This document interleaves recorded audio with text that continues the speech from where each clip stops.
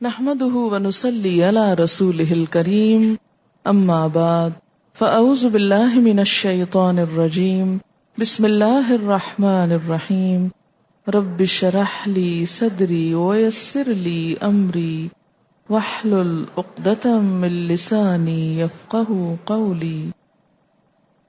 اللہ تعالیٰ کیا چاہتے ہیں؟ اللہ تطغوا فی المیزان۔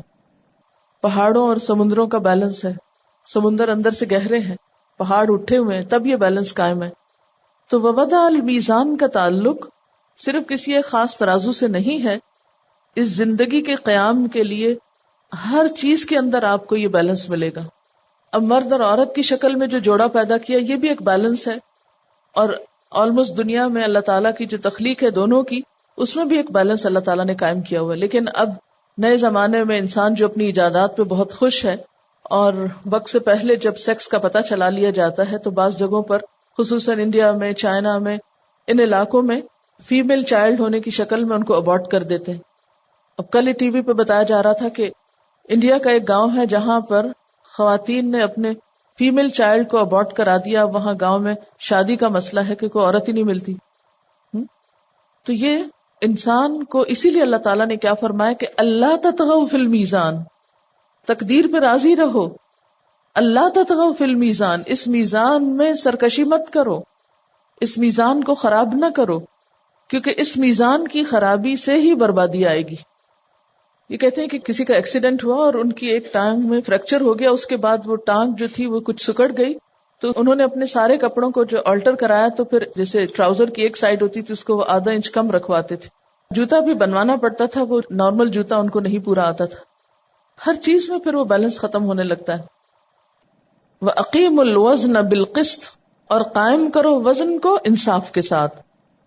قسط کا معنی بھی انصاف ہے، اور اس کا معنی کیا ہوتا ہے؟ کسی کو اس کا حق پورا پورا دینا، اور بنیادی معنی کیا ہے؟ ظلم سے بچنا۔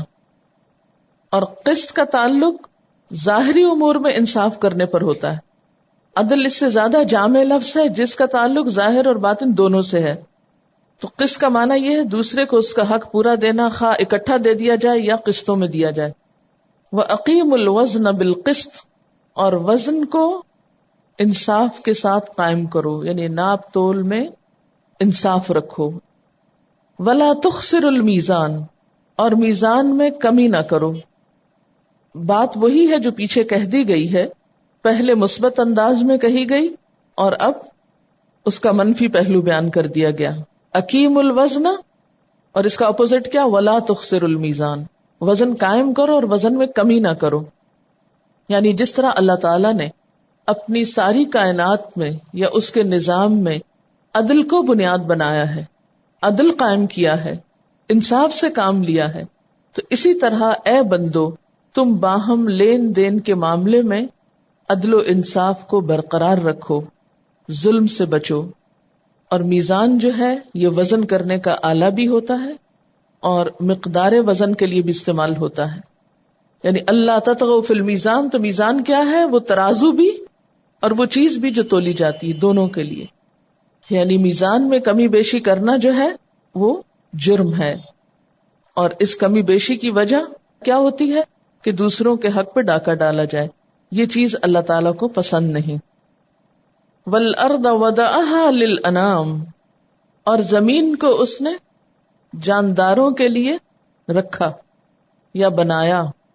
انعام کہتے ہیں ہر جاندار مخلوق کو جو زمین پہ پائی جاتی ہے، اس سے مراد صرف انسان نہیں ہے، سب مخلوقات مراد ہیں، خواہ وہ چرند پرند ہو، مویشی ہو، یا درندے یا انسان یا جن، سب کے سب۔ لیکن یہاں خاص طور پر انسان اور جنات مراد ہیں، کیونکہ انہی کا ذکر آگے زیادہ آئے گا۔ مراد اس سے کیا ہے کہ زمین پہ بسنے والی ساری مخلوق کا رزق ہم نے زمین سے وابستہ کیا ہے، یہی ان کی جائے پیدائش ہے، یہی ان کا مسکن ہے، یہی ان کا مدفن ہے، یہی پھر یہ دوبارہ اٹھیں گے۔ جیسے قرآن پاک کی ایک اور آیت میں آتا ہے، أَلَمْ نَجْعَلِ الْأَرْضَ كِفَاتًا أَحْيَاءً وَأَمْوَاتًا، کیا ہم نے زمین کو کافی نہیں بنایا، زندوں کے لیے بھی اور مردوں کے لیے بھی۔ تو وضعہا کا مطلب یہ ہے کہ تمام ضرورت کی چیزوں کے ساتھ ہموار کر دیا اور ٹکا کے رکھ دیا کہ انسان یہاں چلیں پھریں، اسی سے نکلا ہوا رزق کھائیں، اپنے کام کریں، اسی پہ گھر بنائیں، اسی پر ان کی ساری ایکٹیویٹیز ہوں. تو یہ زمین کا بچھایا جانا انسان کے لیے اللہ کی ایک بہت بڑی نعمت ہے. تو اس زمین کی نعمت کی طرف اشارہ کیا گیا. جیسے پہلے بھی میں نے عرض کیا کہ قرآن کی نعمت کی طرف توجہ دلانے کے بعد اللہ تعالیٰ اب کائنات میں پائی جانے والی بہت سی نعمتوں کی طرف انسان کو متوجہ کر رہے ہیں کہ ان نشانیوں کو دیکھو. اور پھر زمین فیہا فاکہۃ، اس میں پھل ہیں، والنخل، اور کھجور کے درخت ہیں، ذات الاکمام، جن کے پھل غلافوں میں لپٹے ہوئے ہیں، خوشوں والی یعنی غلاف والی. اب پھر آپ دیکھیے پہلے فاکہہ کا لفظ استعمال ہوا، اور فاکہہ لذیذ پھلوں کے لیے جو لذت کا باعث ہو استعمال ہوتا ہے، اور سب پھلوں میں پھر کھجور کا ذکر الگ کر دیا گیا، اس کی اہمیت کے اعتبار سے، اس کی غذائیت کے اعتبار سے. اور پھر کھجور کے پھل جو ہیں وہ کہاں سے برآمد ہوتے ہیں؟ غلافوں سے. ذات الاکمام، اکمام کم کی جمع ہے. کم اس غلاف کو کہتے ہیں جو کلی یا پھل پہ لپٹا ہوا ہوتا ہے. کھجور پہ چڑھے ہوئے غلاف کے لیے خصوصاً. والنخل ذات الاکمام، اور کھجور کے درخت جن کے پھل غلافوں میں لپٹے ہوئے ہیں. اور ویسے بھی اگر آپ دیکھیں تو صرف کھجور ہی نہیں بلکہ تمام پھل اللہ تعالیٰ نے محفوظ طریقے سے انسان کے لیے پیدا کیے ہیں، خواہ آم ہو یا کینو ہو یا سیب ہو. ہر پھل کے اوپر ایک خوبصورت پیکنگ ہوتی ہے اس کے چھلکے یا غلاف کی شکل میں. والحب ذو العصف والریحان، اور کیا پیدا کیا ہے؟ غلے. والحب، حب دانے کو کہتے ہیں بنیادی طور پر، اور یہاں مراد غلہ ہے. لینٹلز جیسے گندم، چنا، چاول، ماش، مسور وغیرہ. اور ذو العصف، عصف کہتے ہیں بھوسے کو، یعنی اس کے اوپر کا چھلکا. یعنی اللہ تعالیٰ نے دانے بھی ایسے ہی نہیں پھینک دیے بلکہ بہترین طریقے سے پیک کر کے پیدا کیے. اگر آپ گندم کا سٹا دیکھیں تو ایک ایک دانہ پیکڈ ہوتا ہے، اور یہ ایک خاص اہتمام کی طرف اشارہ ہے کہ بندوں کے فائدے کے لیے اللہ تعالیٰ نے کتنا اہتمام کیا. اور اس طرح انسانی غذا بہت سے مضر اثرات سے پاک رہتی ہے. اور آپ دیکھیں کہ یہ غلہ انسان کی بنیادی غذاؤں میں سے ہے. دن میں کئی دفعہ انسان اس سے لطف اندوز ہوتا ہے، اپنی بھوک مٹاتا ہے.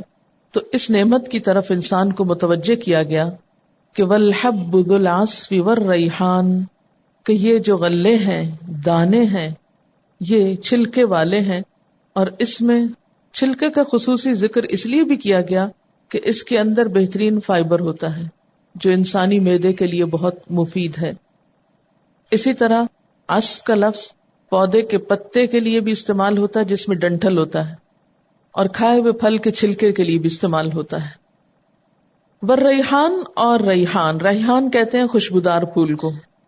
یعنی نہ صرف یہ کہ غذائیں پیدا کی بلکہ انسان کی نگاہ کے لیے لذت کا سامان پھولوں کی شکل میں پیدا کیا.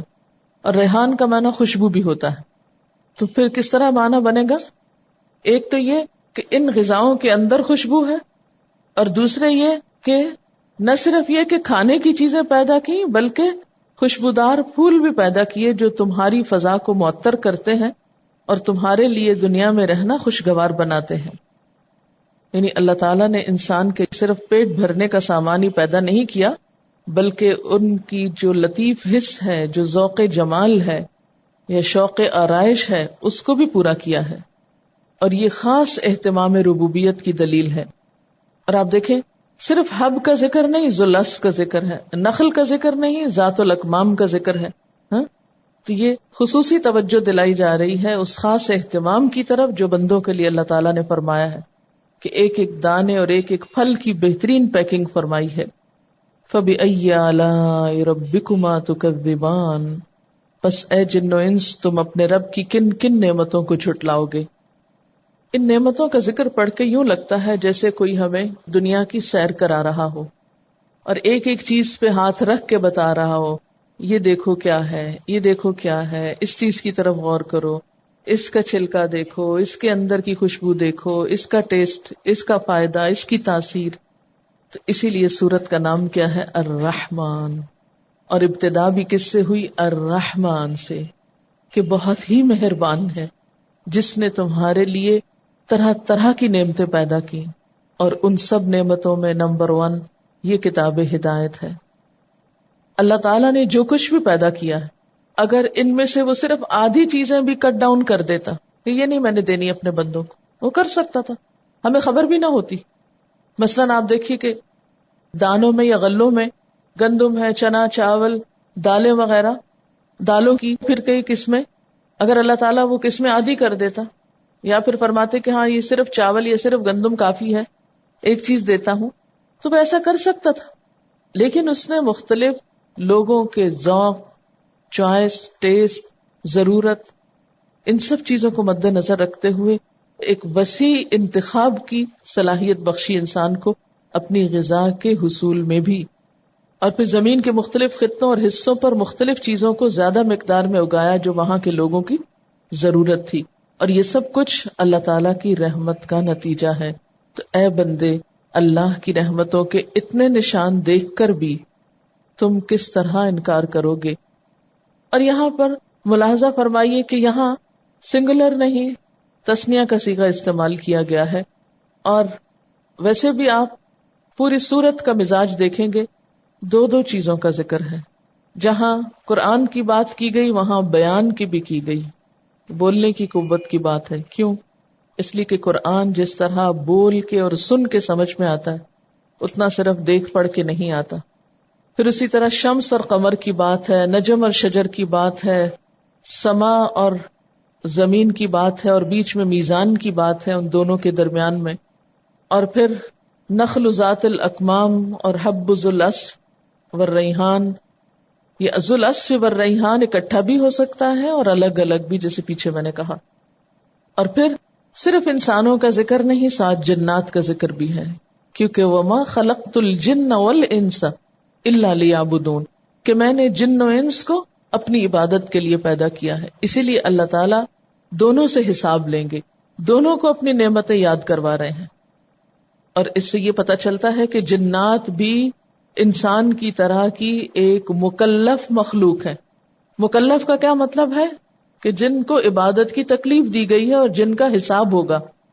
باقی مخلوق گائے بھینس کا حساب کتاب کوئی نہیں ہے جس طرح انسان کا ہے، لیکن انسانوں اور جنوں دونوں کا ہے.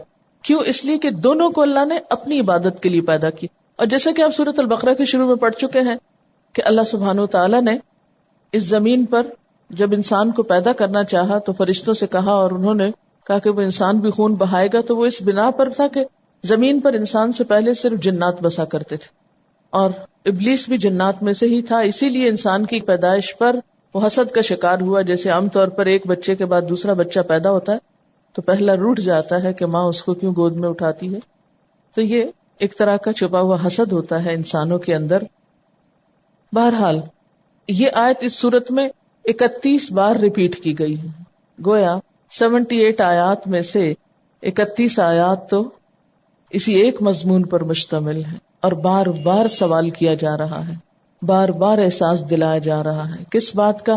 فَبِأَيِّ آلَاءِ رَبِّكُمَا تُكَذِّبَانِ، تم اپنے رب کی کون کون سی نعمتوں کو جھٹلاؤ گے. اور یہ یاد رکھیے کہ آلہ کا لفظ صرف نعمتوں کے لیے نہیں، اللہ تعالیٰ کی قدرت کے کرشموں کے لیے بھی استعمال ہوتا ہے، اس کے عجائبات قدرت کے لیے بھی استعمال ہوتا ہے. آلہ کا لفظ جو ہے یہ الن یا الیون کی جمع ہے، اور اس کا معنی احسان، نعمت اور قدرت کے نشان سب کیا جاتا ہے. عموماً یہ جمع ہی استعمال ہوتا ہے، یعنی سنگولر کی بجائے جمع استعمال ہوتا ہے، کیونکہ حقیقت یہ ہے کہ ہر نعمت کے اندر نعمت ہے. جیسے آپ دیکھیں ایک ایٹم کے اندر کیا مخلوق آباد ہے، تو کوئی بھی نعمت محض ایک نہیں ہوتی، نعمت نعمتوں کا مجموعہ ہی ہوتی. مثلاً آپ دیکھ سکتے ہیں تو صرف ایک آنکھ سے تو نہیں دیکھتے، اس کے ساتھ اور نعمتیں بھی جڑی ہیں تو تب آپ کو دیکھنے کی صلاحیت ملی. اس لیے یہ آلہ کا لفظ جو ہے وہ جمع کے لیے استعمال ہوتا ہے.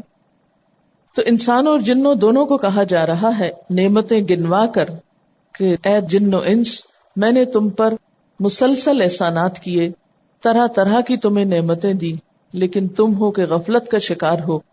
ان نعمتوں کو بھولے رہتے ہو اور اللہ کا ذکر کم ہی کرتے ہو، اس کو یاد نہیں کرتے، اور خصوصاً انسان. اس لیے حدیث میں آتا ہے کہ ایک دفعہ آپ صلی اللہ علیہ وسلم نے صحابہ کرام سے فرمایا کہ تم سے تو جن ہی اچھے ہیں. جب میں فَبِأَيِّ آلَاءِ رَبِّكُمَا تُكَذِّبَانِ پڑھتا تو وہ اس کے جواب میں یوں کہتے، لا بِشَيْءٍ مِّن نِّعَمِكَ رَبِّنَا نُكَذِّبُ فَلَكَ الْحَمْدُ. اے ہمارے پروردگار، ہم تیری کسی نعمت کو نہیں جھٹلاتے، سب حمد و ثنا تیرے ہی لیے ہیں. لہذا جب کوئی شخص یہ آیت پڑھے تو اس کو انہی الفاظ میں جواب دینا چاہیے. ٹھیک ہے. اب اگر عربی میں نہیں یاد تو آپ دل میں دہرا لیں کہ اللہ ہم کسی بھی نعمت کو نہیں جھٹلاتے، تیری ہی تعریف ہے، تیرا ہی احسان ہے. اور یہ کب واقعہ پیش آیا تھا؟ جب آپ ایک رات کو قرآن پاک پڑھ رہے تھے اور جنات سن رہے تھے، اور سن کر ساتھ ساتھ اللہ تعالیٰ کی شکر گزاری کے کلمات ادا کرتے رہے. اس کے بعد پھر انسان کی تخلیق کی کچھ مزید تفصیل. شروع میں تو فرمایا نا خلق الانسان، لیکن یہاں پر اس کی وضاحت فرمائی. خلق الانسان من صلصال کالفخار، اس نے پیدا کیا انسان کو سلسال سے. سلسال کہتے ہیں خشک مٹی کو جس میں آواز ہو، خالص مٹی. اور فخار کہتے ہیں آگ میں پکی ہوئی مٹی جسے ٹھیکری بھی کہتے ہیں. اور انسان سے مراد یہاں حضرت آدم علیہ السلام ہے، جن کا پہلے مٹی سے پتلا بنایا گیا، پھر اس میں اللہ تعالیٰ نے روح پھونکی. اور یہاں پر آخری مرحلے کا ذکر ہے. قرآن پاک میں انسانی تخلیق کے 7 مراحل کا ذکر ملتا ہے. نمبر 1 تراب، سورۃ المؤمن میں خشک مٹی، ڈسٹ کے معنوں میں. نمبر 2 ارض، عام مٹی یا زمین جیسے سورۃ نوح میں. تیسرے نمبر پر 3 گیلی مٹی یا گارا، سورۃ الانعام میں. چوتھے مرحلے پر 3 اللازب، لیسدار اور چپکنے والی مٹی، سورۃ صافات میں. 5ویں مرحلے پر حمأ مسنون، بدبودار اور کیچڑ، سورۃ الحجر میں. 6 نمبر پر سلسال، خشک مٹی یا حرارت سے پکائی ہوئی مٹی. اور پھر وہ کیسی؟ 7ویں مرحلے پر کالفخار، بجنے والی ٹھیکری. اب آپ دیکھیے کہ پہلے ڈسٹ تھی جو زمین سے تعلق رکھتی تھی، پھر اس کو گیلا کیا گیا، پھر اس کو چھوڑ دیا گیا، اس میں لیس اور چکناہٹ پیدا ہوئی، پھر اس میں بو اٹھی، پھر اس کے بعد اس کو پکایا گیا یا اس کو حرارت دی گئی تو وہ خشک ہو گئی، ڈرائی ہوئی، پھر وہ ٹھیکری کی طرح بجنے لگی، پھر اس میں روح پھونک دی گئی. خلق الانسان من صلصال کالفخار وخلق الجان من مارج من نار، اور اس نے پیدا کیا جنات کو من مارج، شعلے والی، من نار، آگ سے. یعنی آپ دیکھیے کہ اللہ تعالیٰ نے جب دونوں کا ذکر کیا فَبِأَيِّ آلَاءِ رَبِّكُمَا تُكَذِّبَانِ، تو پھر ساتھ ہی دونوں کی تخلیق کا عمل بھی واضح کر دیا گیا. اس کے بعد کوئی شک نہیں رہتا کہ جن باقاعدہ ایک مخلوق ہیں، کیونکہ کچھ لوگ ان کے وجود کو مانتے نہیں ہیں، تو یہ بات درست نہیں. جیسے انسان کا ایک وجود ہے، الگ مخلوق ہے، ایسے ہی جنات ایک الگ مخلوق ہے. انسان کو مٹی سے بنایا اللہ تعالیٰ نے، اور جنات کو آگ سے بنایا. اور آگ بھی کیسی؟ من مارج، مارج سے. مارج کہتے ہیں آگ کا بھڑکتا ہوا شعلہ جس میں دھواں نہ ہو. جیسے آپ دیکھیے کہ پچھلی ایک سورت میں آپ نے پڑھا ہوا انشأکم من الارض، اس نے زمین سے تم کو اٹھایا. اب کم کا صیغہ جمع کا ہے، اس میں تمام انسانوں کی طرف اشارہ ہے، صرف حضرت آدم علیہ السلام کی طرف نہیں. اس کے لیے ہوتا تو پھر صرف الانسان ہوتا، لیکن یہاں پر انشأکم، اور آگے ایک اور جگہ پر آتا ہے انبتکم من الارض نباتا. تو مٹی سے انسان کی تخلیق کا معنی کیا ہے کہ مٹی کے جو لطیف جوہر ہے، جو غذا کی شکل میں انسان کے جسم کا حصہ بنتا ہے اور نطفے میں ڈھلتا ہے، پھر اس سے انسان کی تخلیق ہوتی ہے. تو بالکل اسی طرح جنات کی تخلیق بھی آگ سے جب ہوئی تو دھوئیں والی آگ سے نہیں، بلکہ اس کی لطیف آگ سے، یعنی ایسے شعلے سے جس میں دھواں نہیں تھا. یعنی انسان کی تخلیق مٹی کے لطیف جوہر سے ہوئی ہے، اسی طرح جنات کی تخلیق آگ کے لطیف جوہر سے ہوئی ہے. اور یہ جو مارج ہے یہ آگ کا گرم ترین حصہ ہوتا ہے نا، جس میں دھواں نہ ہو. دھوئیں والی آگ جو ہے نا ذرا کمزور ہوتی ہے. وخلق الجان من مارج من نار فبأي آلاء ربكما تكذبان. تو اپنے رب کے کن کن عجائب قدرت کو تم جھٹلاؤ گے. یعنی انسان کی تخلیق اللہ کی قدرت کا نمونہ، جنات کی تخلیق اللہ کی بے مثال قدرت کا نمونہ. تو اے جن و انس، تم اپنے رب کی کن کن قدرتوں کو، کن کن عظمتوں کو جھٹلاؤ گے، کن کن احسانات کا انکار کرو گے. رب المشرقین و رب المغربین. یہاں بھی آپ دیکھیے کہ پھر وہی انداز ہے. یعنی ساری صورت میں آپ یہ سٹائل ملاحظہ فرمائیں گے کہ جہاں خلق الانسان کی بات ہوئی وہاں خلق الجان کی بات بھی ہوئی. اور یہاں پر رب المشرقین اور رب المغربین اسی انداز سے بات ہوئی، مشرق اور مغرب کی بھی، اور پھر مشرق میں بھی دو اور مغرب میں بھی دو. اور دو دو کا ذکر محاورے کے طور پر بھی کیا گیا ہے، اور دو دو کا ذکر گرمیوں اور سردیوں کے مختلف مطلع اور مغرب کی طرف بھی کیا گیا ہے. یعنی اس سے مراد کیا ہو سکتا ہے؟ نمبر ایک، عام زبان میں عربوں کا ایک سٹائل تھا کہ بعض اوقات ایک چیز کا ذکر بھی تثنیہ میں کیا کرتے تھے. اور اس کی مشہور مثال امرؤ القیس کا وہ قصیدہ ہے جس کے شروع میں وہ کہتا ہے قفا نبکی من ذکر حبیب. تو قفا جو ہے تثنیہ کا صیغہ ہے، حالانکہ مراد وہ سنگولر ہے. تو یہ عربی کا ایک سٹائل بھی ہے. مشرقین اور مغربین سے مراد پھر ضروری نہیں کہ دو ہوں، لیکن اس میں کچھ مشکل بھی نہیں، اس لیے کہ ہر مغرب کسی دوسرے کا مشرق ہے اور ہر مشرق کسی دوسرے کا مغرب بھی ہے. تو اس لیے جو مشرق ہے وہ مغرب بھی ہے، جو مغرب ہے وہ مشرق بھی ہے. تو رب المشرقین و رب المغربین فبأی آلاء ربکما تکذبان. اور دو دو مشرقوں مغربوں کا ہونا بھی اللہ کی قدرت کی نشانی ہے اور اللہ کی خاص رحمت ہے. مرج البحرین یلتقیان. مرجا کا کیا معنی ہوتا ہے؟ خلط ملط کرنا، ملا دینا، پیچھے بھی آپ پڑھ چکے ہیں. اور مروج کہتے ہیں چراگاہ کو، وہ زمین جس میں بہت سا گھاس ہو اور جانور اس میں مگن ہو کر چرتے پھرتے رہیں. اور اسی لیے مرجا کا معنی بے قید اور آزاد چھوڑ دینے کے لیے بھی آتا ہے. اور یہاں معنی کیا ہے؟ چھوڑ دیا. مرجا چھوڑ دیا. البحرین دو سمندروں کو، پھر تثنیہ کا صیغہ ہے. دو سمندروں کو اس نے چھوڑ دیا. یلتقیان باہم ملتے رہیں، یعنی آپس میں مل جائیں، گڈمڈ ہو جائیں. بینہما برزخ، ان دونوں کے بیچ میں برزخ ہے، ایک آڑ ہے، پردہ ہے. یعنی بظاہر اکٹھے بھی ہیں. مروج کا سین ہے. مروج کس کو کہتے ہیں؟ چراگاہ کو. تو چراگاہ میں آپ نے دیکھا ہوگا کہ مختلف جانور ملے جلے، کوئی کسی رنگ کا، کوئی کسی شکل کا، چرتے رہتے ہیں اور چرنے میں مگن رہتے ہیں. تو اس کی تشبیہ کو سامنے رکھ کر آپ سمندر کی طرف غور فرمائیے تو سمندر بھی مختلف رنگ یا مختلف ذائقے کے پانی کو اکٹھا لے کر چلتے رہتے ہیں، اور ان کے بیچ میں ایک آڑ ہوتی ہے جو ان کو باہم مکس نہیں ہونے دیتی. اور اس پر پیچھے بھی بات ہو چکی ہے اور بہت سی تفصیلات اس میں موجود ہیں کہ سمندر میں مختلف ایسی جگہیں ہیں کہ جہاں پر میٹھا پانی اور نمکین یا کھاری پانی اکٹھا ہے. اوپر کھاری پانی ہے اور نیچے میٹھے پانی کے چشمے ہیں. پھر اسی طرح جن مقامات پر میٹھے پانی کا دریا سمندر میں جا کے گرتا ہے وہاں بھی یہ مشاہدہ کیا گیا ہے کہ دور تک وہ پانی جاتا ہے، میٹھا الگ اور کھاری الگ رہتا ہے، اکٹھے نہیں ہوتے، حالانکہ بظاہر اکٹھے ہوتے ہیں. اور اللہ تعالیٰ کی یہ زبردست قدرت ہے، عظیم نشان ہے اس کی قدرت کا کہ کھارے پانی کے محیط سمندر کے اندر بھی میٹھا پانی اویلیبل کر دیا، دونوں کو اکٹھا کر دیا.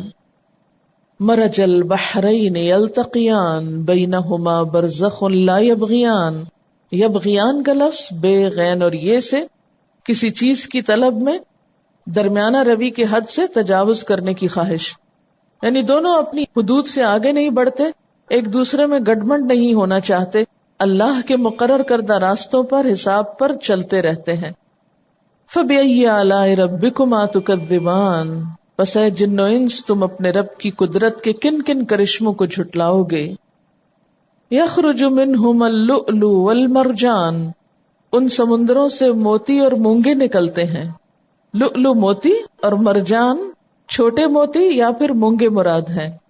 یعنی آسمان سے جب بارش ہوتی ہے تو سمندر کی سیپیاں اپنا منہ کھول دیتی ہیں اور جو قطرہ ان کے اندر جا پڑتا ہے اس کو بند کر کے پھر سمندر کی تہہ میں چلی جاتی ہیں اور سینکڑوں سال میں وہ پانی موتی میں بدلتا ہے، وہیں پر لہروں کے اندر ہلتے جلتے. تو یہ سب کچھ اللہ کی قدرت ہی سے ہوتا ہے. اچھا، بعض لوگوں کا خیال یہ ہے کہ یہ شاید صرف سمندر میں ہوتا ہے، تو یہاں پر اللہ تعالیٰ فرماتا نہیں، دونوں جگہ پر ہوتا ہے. یخرج منہما، یعنی دریاؤں سے بھی اور سمندروں سے، دونوں جگہوں سے موتی مونگے نکلتے ہیں. اور یہ بھی معنی ہو سکتا ہے کہ یہ موتی میٹھے پانی سے بھی نکلتے ہیں اور کھاری پانی سے بھی.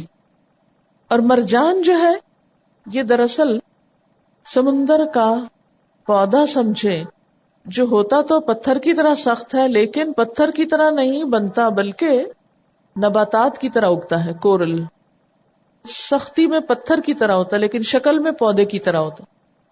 خشکی کے پہاڑ تو ایک دم اللہ تعالیٰ نے رکھ دیے، لیکن سمندر کے اندر جو پتھر کی قسم کے مادے ہیں وہ باقاعدہ گرو کرتے ہیں. حیرت کی بات ہے نا، کس طرح پانی کا قطرہ موتی بن جاتا ہے، اتنا ہارڈ. اور اسی طرح یہ کورل جو ہیں وہ پھیلتے چلے جاتے ہیں. یخرج منہما اللؤلؤ والمرجان، موتی اور مرجان ان دونوں سے نکلتے رہتے ہیں. اور یہ بھی اللہ تعالیٰ کے حیرت انگیز کارناموں اور قدرت کے نشانات میں سے ہیں. اور یہ جواہر اور موتی انسان کے لیے بطور زیب و زینت کے بھی استعمال ہوتے ہیں اور دیگر استعمال بھی ہیں، جیسے دوا وغیرہ بھی اس سے بنتی. فَبِأَيِّ آلَاءِ رَبِّكُمَا تُكَذِّبَانِ، بس اے جن و انس، تم اپنے رب کی قدرت کے کن کن کمالات کو جھٹلاؤ گے. وَلَهُ الْجَوَارِ الْمُنشَآتُ فِي الْبَحْرِ كَالْأَعْلَامِ، اور اسی کے لیے ہیں جہاز جو اٹھے ہوئے ہیں، منشآت، نشا ان سے، ابھرنا اور بلند ہونا، نشو نما. جیسے انشأکم کا مطلب یہ نہیں کہ ایک دم تم نکل آئے زمین سے، بلکہ نشو نما پائی. تو یہاں بھی منشآت، انشاء ان سے، یعنی سطح سمندر سے اونچی اٹھی ہوئی کشتیاں، یا وہ کشتیاں جن کے بادبان جھنڈوں کی طرح اونچے جاتے ہیں اور دور سے بالکل پہاڑوں جیسی شکل نظر آتی ہے. کل آلام، آلام علم کی جمع ہے. علم اصل میں تو علامت کو کہتے ہیں جس سے کسی چیز کا علم ہو سکے، جیسے نشان راہ کا پتھر، فوج کا جھنڈا وغیرہ. تو چونکہ پہاڑ بھی اٹھے ہوئے ہوتے ہیں، دور سے نظر آتے ہیں، بعض اوقات کچھ علاقوں کے نشان ہوتے ہیں. مثلا اگر آپ نے کبھی پہاڑی علاقے کا سفر کیا ہو تو لوگ اس طرح رستہ یا اپنی جگہ یا ایڈریس بتاتے ہیں کہ ہم فلاں پہاڑ کے پاس ہیں. تو پہاڑ جو ہیں وہ اللہ کی قدرت کی نشانیوں میں سے بھی ہیں. آلام علم نشانی کو کہتے ہیں نا، اور لوگوں کے لیے بھی جگہ معلوم کرنے کے نشان ہیں یا پہچان کا ذریعہ بھی ہیں. اور یہاں پر کشتیوں کو، یا خاص طور پر بادبانی کشتیوں کو، پہاڑ سے تشبیہ دی گئی. اگر آپ بادبانی کشتی کو دیکھیں تو اس کی جو اٹھان ہوتی ہے یا جو سٹائل ہوتا ہے وہ اسی طرح پہاڑ کی چوٹی کی طرح ہوتا ہے. اور ایک معنی یہ بھی کیا جا سکتا ہے کہ جس طرح زمین پر، خشکی پر پہاڑ اونچے اونچے ہوتے ہیں، اسی طرح پانی کے اوپر بڑے بڑے جہاز پہاڑوں کی طرح نظر آتے ہیں. یعنی سطح زمین پر پہاڑ اٹھے ہوئے ہیں جس طرح، اسی طرح سمندر کے اندر کشتیاں پہاڑوں جیسی شکل رکھتی ہیں. فَبِأَيِّ آلَاءِ رَبِّكُمَا تُكَذِّبَانِ، تم اپنے رب کے کن کن احسانات کو جھٹلاؤ گے. کیونکہ یہ کشتیوں کا چلنا جو ہے یہ اللہ تعالیٰ کے خاص احسانات میں سے ہے، کیونکہ وہ چلتی ہیں تو رزق ایک جگہ سے دوسری جگہ پہنچتا ہے، انسانوں کے سامان ایک سے دوسری جگہ ٹرانسپورٹ ہوتے ہیں. فَبِأَيِّ آلَاءِ رَبِّكُمَا تُكَذِّبَانِ، بس اپنے رب کے کن کن احسانات کو تم جھٹلاؤ گے. وآخر دعوانا ان الحمد للہ رب العالمین. سبحانک اللہم وبحمدک نشہد ان لا الہ الا انت نستغفرک ونتوب الیک. والسلام علیکم ورحمۃ اللہ وبرکاتہ.